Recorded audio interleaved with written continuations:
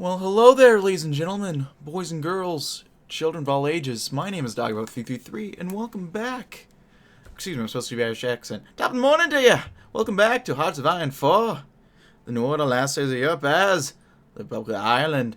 In the last video, we were trying to figure out what exactly we're gonna do. Alright, we did Lamass's Rising Tide, so we're trying to diversify our economy a little bit. So we started doing In the Track of Immigrants. Get a little boost to our tourism. Also, off camera, I started messing around with the investment a little bit, because I didn't want to do that right off the bat when I reloaded the save, because that messes with a little bit. But we're now building a prison in Cork. Yeah, Cork. So that'll be fun.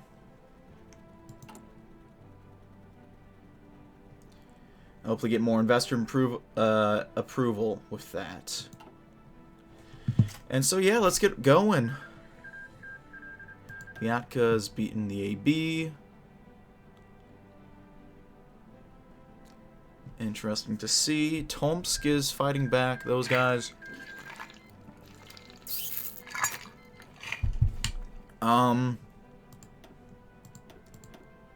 Is Moscovian about to do a gamer? They might do a gamer move. And France, Free France is... Do they win? I think they might have won. There's a restaurant in Dublin. What it serves is not important, for it could be anything. Simple local flair, an exotic spicy dish, an expensive culinary delight, or simply a few snacks to go along with the alcohol or coffee, it doesn't matter. What does matter is the occupant of a table in the corner. This table is occupied by a person from the United States who works for the United States Embassy with a mundane title. In this instance, he is in the press office. However, despite his job and diplomatic protection, many can guess this man's position is simply cover for more secretive work as a member of America's CIA. These suspicions are known to the Irish government and the ABVAB, but because this man is good at his job, he's still able to do it unhindered. Though his job is the secretive assassinations and infiltrations that have caught the fancy population, he instead places a small envelope underneath the table, taping it to the underside. After finishing his meal and paying the check, he leaves without anything unusual being detected. For hours, nothing happens, until another customer in a suit arrives and sits down at the table. He reaches down without looking and picks up a small envelope, placing it into their pocket. This person is the recipient of the message. They are not American nor a CIA employee, but as Irish as the rest of the customers and staff of this establishment. This envelope contains a reward for services they've done for CIA, and a request for more. What is in the envelope? Money, a plane ticket, some information extremely pertinent to this person. No one knows, and it could just as easily be eager, and they could just be as easily be eager to supplement their income as they could be motivated by a hatred for the Pact or a desire to bring their family to this prosperous new world. And these reasons make Ireland the backdoor of the Pact for the CIA. Everyone knows that the Irish know. Everyone that the Irish know about, everything that the Irish know about gets out eventually, and mostly in drop-offs such as this one, happening all over the nation. Leaky faucets will get the wrench. Well, there we go. So, still working on that prison. We'll get...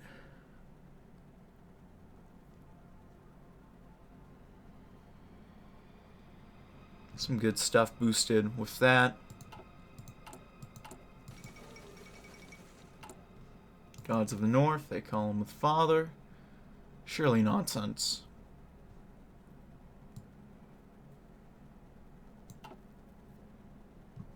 Don't believe it for a second.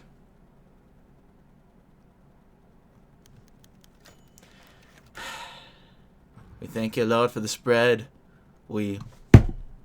Oscar Bahanan gritted his teeth in frustration. He couldn't even finish a prayer for Sunday dinner without gunshots interrupting him and scaring his family. It was a price one paid for living next to a Protestant neighborhood, he supposed. It's normal, Dad, said his daughter Quinn. I'm not scared anymore. No daughter of mine should have to reassure their father that gunshots outside the house is normal, Quinny. Oscar growled. His frustration got the better of him, and he scooted his chair back from the table and shot to his feet, throwing his scrunched-up napkin onto the table in a ball. I'm gonna tell these proddy UVF bastards to go fight their goddamn war somewhere else. He stormed out to the kitchen. Despite the terrified protests of his family, he stuck his head out through the kitchen windows. There was a whole swarm of them on the street, wearing ICG colors and keeping their heads covered in ski masks. Yeah. You're not UVF? His eyes trailed the destruction to a small bakery short ways down the road. A bakery was up in flames. Oscar knew their owners personally. They were Protestants. He let out a sigh of relief. Thought you lads were Prots? Keep at it, boys, and stay safe. You're doing the Lord's work. Oscar shuttered the window and closed the curtains before returning it to his family for dinner. Don't worry, Quinny. Those gunshots aren't UVF. Now finish your peas. I wish Kev was here so I could witness him as he slowly rips his eyes out and his eardrums out. Got In the Tracks of Immigrants done.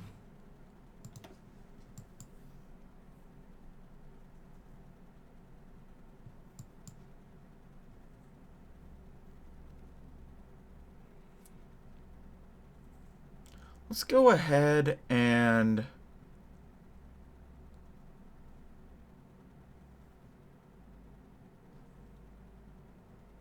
let's do the Irish Industry Bill. Lemass is a jovial fellow most of the time, but even he knows this particular step of the plan must trod very carefully indeed. If we don't want Dublin to end up the same as the nameless piles of rubble that were once Warsaw and Leningrad, the Irish Industry Bill is a simple and effective piece of legislation which in return for some generous compensation will effect the nationalization of significant portions of major German consortium's interest in Ireland.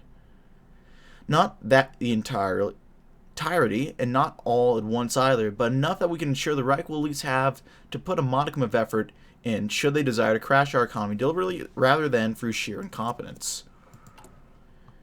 Okay, so let's go up to the bill again.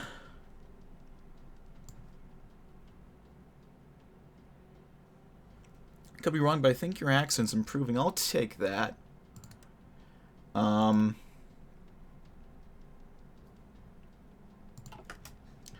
radicalize the bill. I'm sure it's going to be a good one.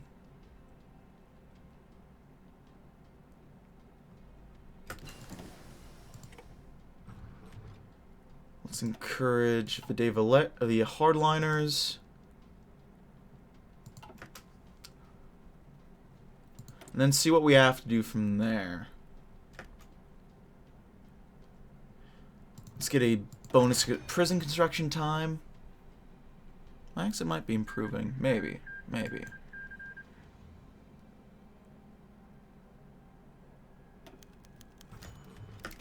As a bill enters the Doyle, those who support it hold their breath. It seems excess worry is unnecessary, though. Whenever the bill is challenged, defenders are able to mount a strong defense, or at least offer enough compromise to the point where the opposition is willing to concede. The Doyle, it seems, is a well-oiled machine. Its members are capable of putting aside personal squabbles for the good of Ireland. Truly a success. Did we just get... I think we just got that political power, which is very nice. Oh, blimey, it's already flying through. As a result of a recently proposed bill, the left wing of our government has taken a greater share of the limelight. This has brought them forward to become much more prominent within the government and will likely allow them to exercise greater power over Ireland in the future than their rivals, who are surely displeased with this turn of events. Well, I imagine so. I think we can just encourage Vade Valeris, and that gives us 96, which we need to pass the bill. Hopefully nothing funny will happen in these last couple of days. Ooh. I like the look of that. Change for the better, so we hope. So, powers of the left wing. We will take some from the liquid reserves, some to the debt. Investor presence will be decreased, and improved state GDP in Dublin and Leinster. And our poverty rate is improving as well. I like to see that. Yeah, look at that. Let's check our economy.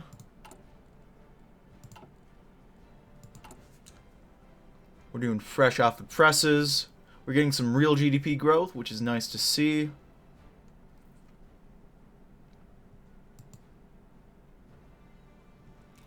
Still have a halfway decent credit rating.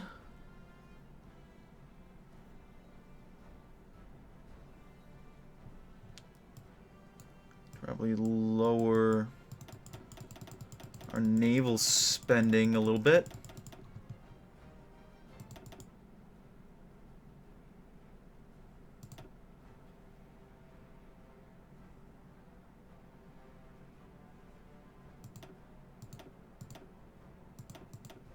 Invest into this a little bit more.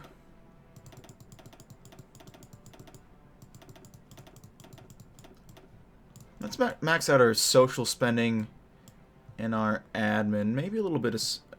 invest a little bit more into science as well. I still fully don't understand the new economic system, but I know it looks kind of cool, and I think this is all nice stuff we should try to do. So we're still working on money creation.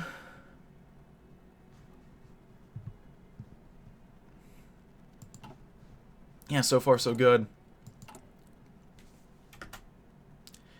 And so we finish up with the Irish Industry Bill.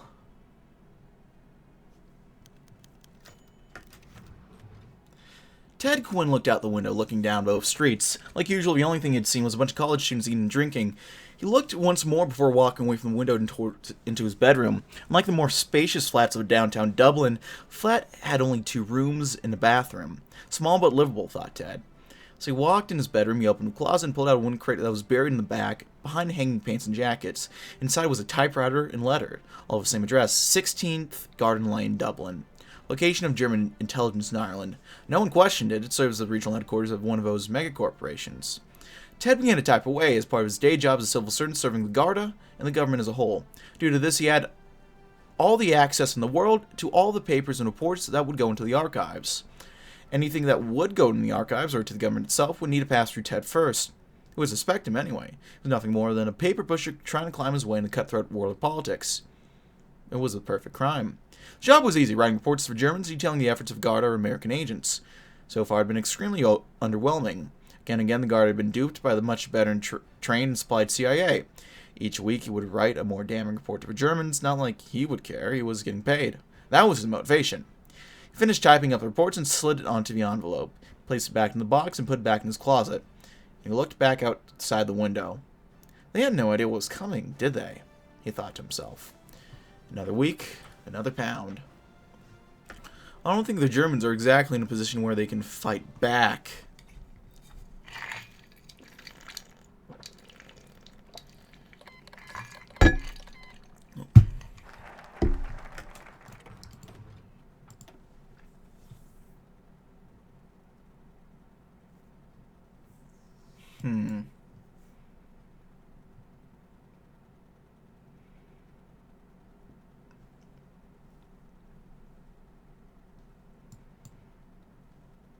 Stretch. Good idea. Very good idea, Mike. Okay. Let's go ahead and, let's make promises to the Germans. Much like any monster from the old tales of the German Reich is a paranoid and jealous beast, prone to lashing out in anger at those perceived as slighting it. Ireland will need to calm the Germans, allay their suspicions and fears with soothing words and promises. We will howl to the skies about our close historical ties and relationship. We'll have jovial conversations with officials and businessmen. We can't accept to leave fully after all. We merely need to make it clear that we intend to continue our relationship at a distance. As long as we are careful on that front, we ought not to worry about the Reich landing on our shores anytime soon. Or we can hope.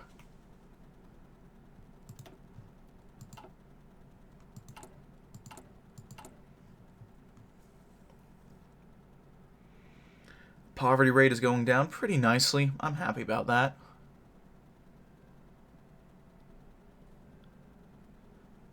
So far, so good.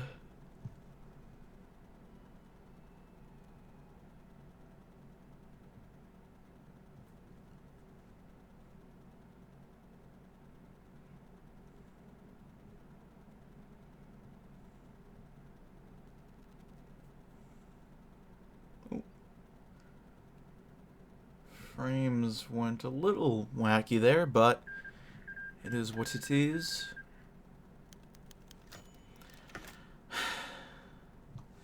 Slow down, Colin. I want to see as well. yelled Harvey, a 9-year-old who'd chased his friend to the park. They had heard from Harvey's dad that a fair was being set up in Cork Park. Two boys had raced out of the house to see what was going on. Once they'd gotten there, it was like they'd been caught in a trance. Huge machines had been getting loaded off trucks, one that looked like a giant zipper with cages on it that would spin around. On the side was a huge name written on it with stylized letters. "Der Comet?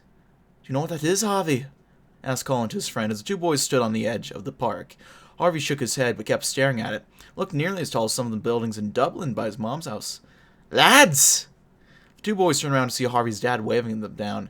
They ran to him and his dad began pointing out all the other rides for him. "Do you see that one, boys?" He pointed towards one that had a snow-capped mountain design. It seems to be designed in a way that had the riders sitting on sleds going around a track. "It's called the Buy-in Cove. It's going to be set up here in the next few days." The boys and Harvey's father looked for a few more moments before Harvey's father ushered them back to the flat. He remembered that Colin would need to go home in half an hour. "Can we please go, Dad?"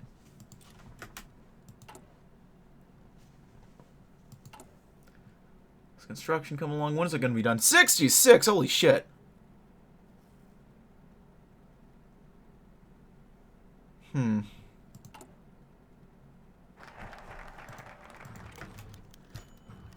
Ooh. The reports had come in rapidly. There had been an explosion at the Stormont, the Northern Irish Parliament building in Belfast, sometime early in the morning. NIC units had responded quickly and realized that it was not an accident but a deliberate attack. The building wasn't badly damaged, Inspector Doherty observed. Arriving on the scene, some windows were blown out on the ground floor, but the structure itself remained stable. Past a police barricade where the inspector had parked, you could see Garda officials, NIC, and military personnel milling around the outside of buildings in a way that made it clear. Things were balancing on a knife's edge. Getting out of his car, Doherty spotted a familiar face in the crowd. "Officer Flanagan!" Flanagan turned around at hearing his name and his face lit up. "Inspector Doherty! We've got to stop meeting like this." Shaking the man's hand, Doherty followed him towards the Parliament building. "Thanks for coming in. It's good to have someone I can trust in this investigation. We've been coordinating with military intelligence on this one." The two approached a familiar-looking man in army fatigues. "Inspector Doherty, this is Colonel James Kelly. We've met." "Brigadier General Kelly now. I trust you're enough of professional work with me on this." "Good. I want you to interview some of the TDs taught on the attack. Dismissed." "Like I said, it's good to have someone I can trust here," said Flanagan, watching Kelly walk away. "Been waiting for a full inspector to get here before we look at the bomb site. Now we're here, we could look at damage first. What do you want to do?" I'm gonna save real quick, but I don't think I trust that Kelly fella.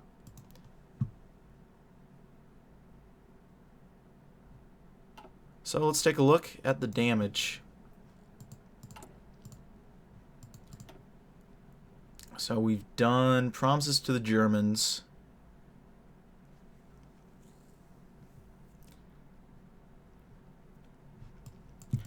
Let's take a look at this.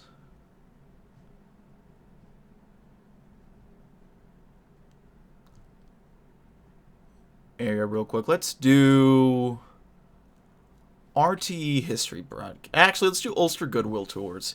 Stop thinking about the economy for a second, will you? Have you noticed the progress we made in Ulster? We have finally got the Protestant Catholics talking. Things are clamped down tight, and we are closer to peace than ever. Just look at all the high-profile visits we can make without us getting ambushed. Peace is closer than ever, so regardless of what you think about the economy, at least the years of violence are finally coming to close. And in the end, isn't that what really matters? Just don't look at the fact that the Northern Irish Parliament building literally just got bombed one event ago. We don't need to talk about that.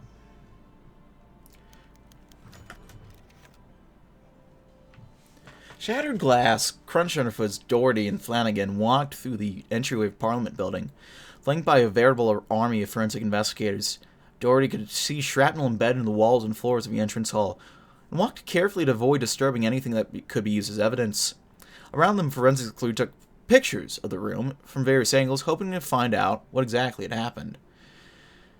"Inspector, come look at this. There's bullet casings." Doherty walked over to Flanagan and knelt down to look. He hadn't heard anything about gunfire in the Parliament building. Surely someone would have reported it sooner. Putting on disposable gloves, he picked up one of the bullet casings. These are 792 times 57mm bullets. Government issued. If I didn't know any better, I'd say these were fired out of an LAG. But those aren't exactly easy to come by. How would the attackers get their hands on one? Do you think something's rotten in the state of Denmark, Inspector? I think that there's something awfully strange about this attack. Flanagan glanced out of one of the broken windows. Hey, look at that. Looks like that Kelly fellow's off somewhere. Doherty looked up. Sure enough, the Brigadier General was wandering off past the barricade that the guard had set up. He looked completely innocent. In fact, he was a textbook example of what to do when trying to not look conspicuous, which in itself seemed suspicious. It could have been something innocuous, Doherty assumed, but he had a gut feeling that something was off about the entire affair. Why would the Brigadier General wander off in the middle of an important investigation? Something wasn't quite right, and Doherty had a feeling Kelly had all the answers. We should follow him, see what he's up to.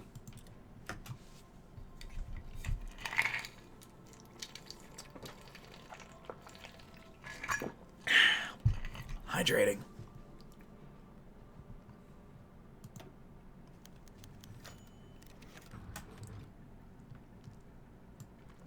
Doherty and Flanagan followed Kelly through the streets of Belfast by car, but Brigadier General had taken a winding route through the city, taking turns seemingly at random, without a clear destination in mind, eventually arriving at the Belfast stockyards.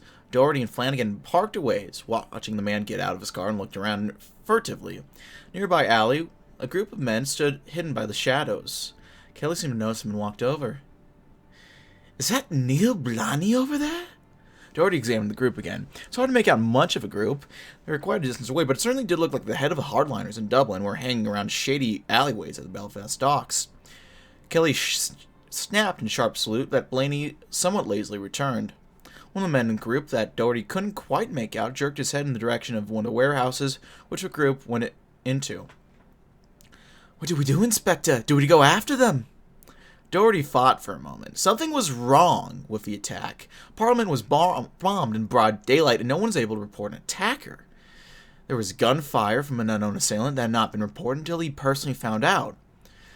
Soldiers or guards that may have been tasked with defending the building were seemingly absent during the attack, as none had been seriously injured or reported anything out of place.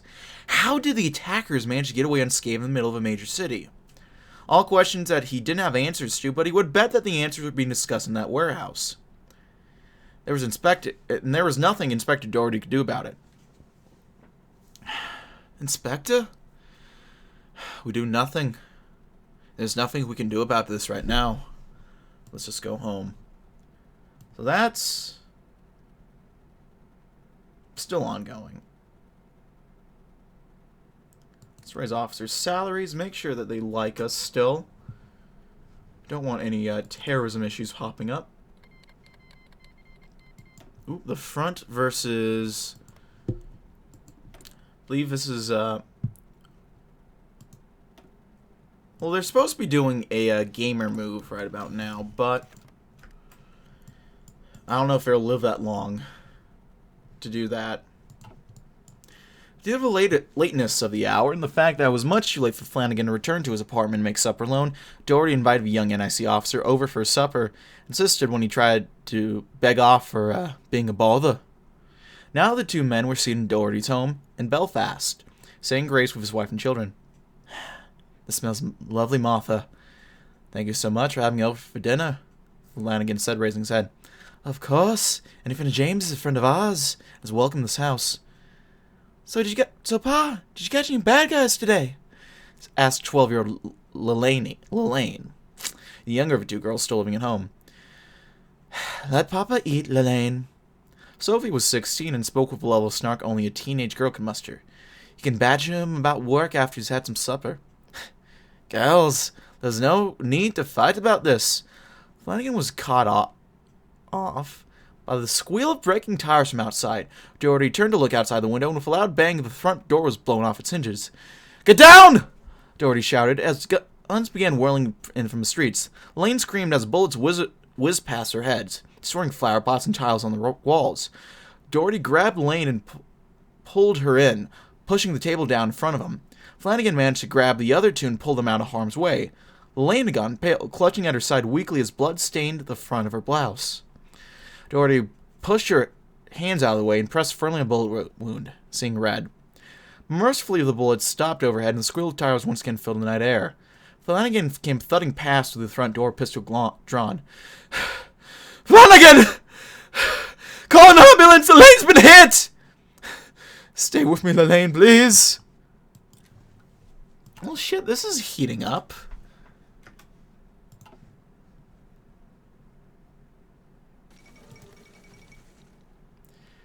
Tokyo Olympics has come to an end.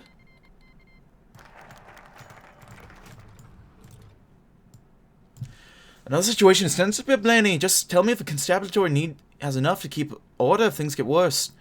Honestly, Prime Minister, I don't think there'll be enough. Honestly, seems like everyone here either hates you, everyone up here hates you, because you aren't protecting the Protestants or you aren't hurting them enough. There's just not a lot of goodwill up here. Thank you for your input, Neil. I've got the idea right now. Driver, bring me to a residential district. Which one? Lamas responded with nothing more than a nonchalant shrug. The driver took the hint and complied, and after a few minutes of travel, brought the Tausike to a decently lively neighborhood. He ordered his bodyguard to wait by the car against her protest. He knocked on the first door. Sleepy-eyed child opened the door. Hello, young lad. Are your parents home? Daddy told me not to talk to scary men in suits. He promptly shut the door. Next, for your household visits were either slightly better, slightly worse. Some recognized Lamas and gave him slight praise. Others were ruder and had a few choice words for the Irishman. Some didn't recognize him at all. Finally defeated, Lamas decided the store would be last for the day. Before he could greet the young man at the door, the man's eyes lit up. You're Prime Minister Lamas, aren't you? Me and my brother have been waiting a long time to meet you. Let me go get him. Lamas smiled. Maybe there would be some good outreach done today. His hopes were dashed faster than the shoe that was hurtled toward his face. Lamas dodged the first shoe and looked up to see the young men laughing and throwing more shoes at him. His bodyguards and police escort rushed into the house to subdue the two young men. As Lamas's car sped away, he could hear them yelling, I told you I'd throw my shoe at the bastard if I saw him. For God in Ulster. Contentious people, those Northern Irish. Kev. If the wanker would show up. I miss him. Let's go ahead and wink towards the Americans. We cannot openly move against the Reich, not yet. A volatile state at the best of times, we do not exactly know how the Germans might react to our seeking ties with the OFN over the Reich. Aside, of course, from the fact that we know it would be swift and terrible. But who's to say that we cannot let the Americans know our feelings about economic ties on the sly? Nothing overt, merely conversational in this context of cultural and personal visits. There's nothing suspicious about having a wee chat with the ambassador staffer, after all. If the Yanks will get the message, after that's a mere matter of biding our time. There we go.